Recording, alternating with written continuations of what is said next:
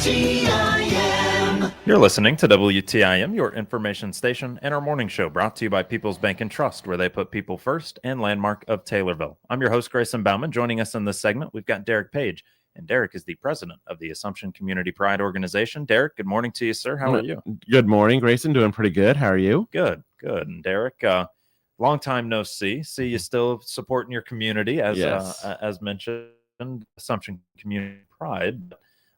We've got some stuff coming up and some stuff right around the corner. First of which being a movie night. What can you tell me about that movie night coming up? Well, on Sunday, October the 12th, so that will be the weekend of Columbus Day. That Sunday, we're in the park there in Assumption off of Illinois Street. We're going to be hosting a movie night. The plan is that the movie is going to be Hotel Transylvania. We're also going to be serving chili and hot dogs. The movie started around 7, but we'll probably start serving food maybe around 6 o'clock. And just something to get out there. You know, we kind of wanted to do a little bit something back before school started, but just with, strategics of time and everything wasn't able to happen. So we decided to wait kind of into October to do it and show a Halloween movie. Just come out. It's free. Like I said, you can eat some chili and hot dogs and enjoy Hotel Transylvania. Even the chili and the hot dogs are free. It is free, yes. That's why we got good donors and everything for Assumption Community Pride. And when we fundraise to do events like this is how we can do it for free. Love to hear that. And so, are we doing something like a big old projector? We're throwing that up. How do we do the movie so night? It's a screen. It's just basically it's like a blow up screen that we borrow, and we just kind of show it, and we'll show it there on the tennis courts, and you just kind of bring your lawn chairs and blankets, whatever you want, and to sit and enjoy the movie. Man, yeah, enjoy free chili, free hot dogs, and a free movie. That doesn't sound too bad to me. So October 12th is the day for that. Yes. Okay. And Hotel Transylvania, trying to keep it, trying to keep it kids level. Yeah. Exactly. There was we was going through trying to figure out what type of movie that we could use, and even with their license, some of the movies that's out there that gets mentioned, well, we can't stream because we don't have a streaming service out at the park. And so we got to get it. That's on DVD. One of the other ones was Hocus Pocus 2. And it's like, yeah, we can't get that anywhere. Yeah, probably not. Well, for you guys, Hotel Transylvania coming up, chili, hot dogs, October 12th. It's all free. Come on out. All you got to do is bring a lawn chair and yourself, and I'm good to go. That's exactly right. You are. And I am good to go. So that's a look at the movie night coming up. They're not done there in October. Trunk or Treat is going to be coming up just as quick. That's exactly right. On Sunday, everything we're doing is pretty much on a Sunday in October. Sunday, October 26th will be Trunk or Treat. That will be from 4 to 6, and it will be at the middle school.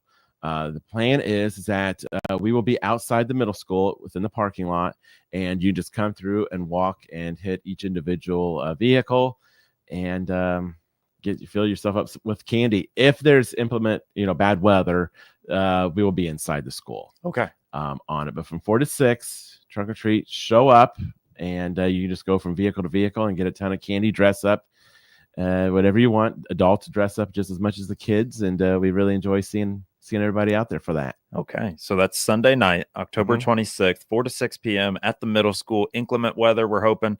Obviously not the case. No, yes. But just in case, we've got a backup just in case we do. We move it indoors into the school. Okay. And the school has been a great partnership for this. We used to have it uptown in Assumption, but then it kind of grown so much that we just kind of found it a little bit better at the school. That's a good problem to have, though. It is. Yeah. It is. I would take that problem over most other problems. Yeah. For you guys in the Trunk or Treat, do I need to sign up to just park my car, or can I just throw my car out there? You can just bring your car up there. We will. I mean, I guess you probably should let us know, just so that we can know how many places to place people. So you can send us a message on Assumption Community Pride Association, or you can just call me at 217-622-1989, and we'll get you set up. 622-81 1989 1989. Perfect. And we'll get you set up if you're interested in it. Okay. Anything else when it comes to that Trunk or Treat? Nope. Just basically you can just show up either way and have fun. A couple of events just to show up and just be there. That's exactly right. That's about as easy as it gets. You mentioned to me Christmas lights as well. Now I know we're talking Halloween and I get that, but Christmas lights are kind of coming up, and the thought around them at least is too. What can you tell me about Christmas lights in Assumption? Well, we'll have our Christmas lighting. It's going to be on Friday, November 28th. That will be in downtown Assumption, when we basically will light up our the park in downtown through the Railroad Park area. We will probably start around 5 o'clock. I think the actual lighting will maybe begin a little bit after 6, or the first part of 7 o'clock. You'll be, a free soup supper there at the Bromwell Lodge is kind of the plan. There will be vendors. We're still kind of working that out. We're kind of thinking about just kind of making it like a farmer's market again, kind of what we did this past summer, but we're kind of doing it at the on the Christmas side and the Christmas level. Okay, so kind of a farmer market type deal. Yep. I don't mind the sound of that. A free soup supper as well. Bromwell Lodge. And now, is that for somebody that helped throw up the lights, or is that for that's for anybody. Anybody and everybody can just show up and eat have some good soup. Quick question for you then: when it comes to the lights, do you need any help putting those up? Yes, that part we do. We always could use help. So kind of the plan is that we kind of start first Saturday in November. And we'll go all the way basically up to the 22nd of November. We just kind of start around 8 o'clock downtown. If you are interested, like you said, you can call me, or you can stop off at the bank, First National Bank in Assumption downtown, and mention that you'd like to help. And we can put you to work. But usually we try to on the Saturdays because more people's available on that day. And just go and set them up. Okay. So hopefully, we're planning on buying a couple of new lights this year. We're going to try to do that every year to kind of expand it. But we always could use the time and the help to get the lights up. Now, is this something that you do as like kind of a sponsorship thing as well? Do people kind of help sponsor certain lights? Some people, you can. Some people have sponsored lights like in the name of a loved one that may have passed. Businesses do it for themselves to promote. I mean, GSI has always put out a little grain bin.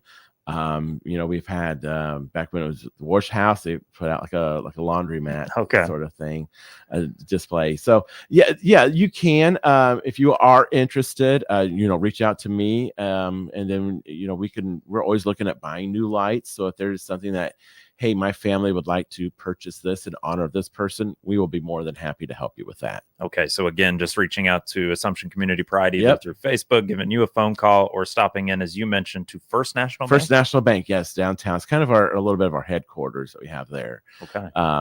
They're a good outreach for us. Okay. Now, say I go to your office location. We'll say you're tucked away, right? Yeah. Are you going to be present there, or is that like an appointment? No, it's not. It's not an appointment. Abby Krazine, she is on our board. She's also our treasurer. She actually works at that bank, so she is the one that would kind of be able to point you into the right direction. Gotcha. To answer any questions with whether you be volunteering, or if you want to make a donation, or if you would like to purchase some Christmas lights. Okay.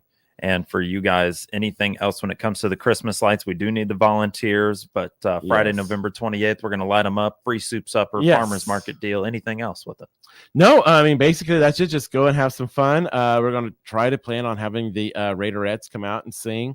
We're still kind of planning that. I think we're kind of planning a little bit of a fundraiser, maybe doing something with like a light of the maybe putting up some Christmas trees like up for auction. We've kind of did that before. So we're just kind of still in the planning stage. We wanted to confirm the date just to get that out there. But we'll hopefully have more through our newsletter and on our Facebook page as the time gets closer to it. Maybe doing something like a couple cans out saying, hey, who was your favorite? That's exactly right. It's been very successful. So we kind of called it like a walk of trees, and people bring in their decorated Christmas trees, and they can sell them, or we can give them away for a donation.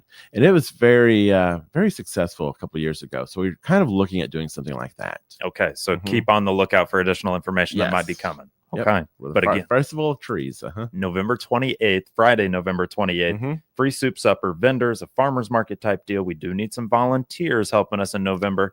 To help throw those up, and we need the Raiderettes to step up too. That's yes, right. We'll be reaching out to them. We'll have to make that happen. Well, joining us right now, President of the Assumption Community Pride Organization, Derek Page. We'll come right back around and talk more with him. We've already touched on their movie night, October 12th. trunk or treat on October 26th, and Christmas lights, that lighting of that display, and more November 28th. We'll be right back on WTIM, your information station. Your information station, WTIM. Hi, I'm Brenda Elder, Executive Director of the Shelby County Economic Development Corporation. If you're looking to grow your business, we're here to help. From supporting our local businesses to attracting new investment, everything we do is focused on building a brighter future for Shelby County. We sponsor job fairs to connect local talent with great employers and inspire entrepreneurs through the Shelby County CEO program. Click on our icon at TaylorvilleDailyNews.com. Shelby County Economic Development, growing business, growing community. Our local hospitals are the heartbeat of our communities, delivering critical care every hour of every day for everyone, training the next generation of caregivers. Beyond the walls, their benefit to the community is everywhere, driving the local economy and supporting local organizations, initiatives, and neighbors. Illinois Hospitals, healing communities. Learn more at team-iha.org. Sponsored by the Illinois Health and Hospital Association. Aired in cooperation with the Illinois Broadcasters Association and this station. I'm Police Chief Andrew Pistorius with the Sullivan Police Department, here to talk about a topic no one wants to discuss, depression that many times leads to suicide. When a person is going through such feelings, many times family and friends don't know how to help. But there is help. If you feel depressed or lonely, there are many resources to help you. Call a trusted relative, friend, or minister, or call the Suicide Prevention Lifeline toll-free at 800-273-TALK. That's 800-273-TALK. All of us are here to help. There's only one Central Illinois radio station that brings you the memories of the 60s and early 70s as you are cruising down the streets of your hometown. The dial position is 98.3 FM. The station is 98.3 WSVZ. From Macon to Vandalia and I-55 to I-57, cruising 98.3 plays the hits from early Elvis in the 60s to the British invasion of the Beatles, Herman's Hermits, and many more from the 1960s. Then we swing into the early half of the 1970s with artists like the Guess Who, the Doobie Brothers, and Elton John. Every song brings back something you remember about growing up. Set a button and crank up the station, playing good time rock and roll from the Tower of Power, cruising 98.3 WSVZ. Pana schools provide excellence in education and are rooted in the Pana community. Become a part of Panther Pride and find out the great things happening in Pana schools by clicking their icon at TaylorvilleDailyNews.com. Jansen's Heating and Air is the home of Dr. Comfort, focusing on customer care for heating and air conditioning across Central Illinois for some 35 years. Find out their services, specials, and coupons by clicking their icon on TaylorvilleDailyNews.com. Your information station, WTIM. Welcome back to the WTIM Morning Show here on your information station, and brought to you by People's Bank and Trust, where they put people first, and Landmark of Taylorville. We're joined by Derek Page, president of the Assumption Community Pride Organization. And we'd like to turn our attention to a new art studio that has opened up. What can you tell me about said new art studio and how it kind of came to be? Well, so we got a new studio. It's in the old DJs on Chestnut building. If anybody's familiar with that, it used to be our restaurant in downtown Assumption. Grace Snively, who owns a boutique there in Assumption, Gray House Goods, bought the old DJs and now is turning it into an art studio to where basically everything she's doing kind of in her back room is now in the forefront, and she was able to expand it. So she is doing art projects for all levels, whether they be for kids.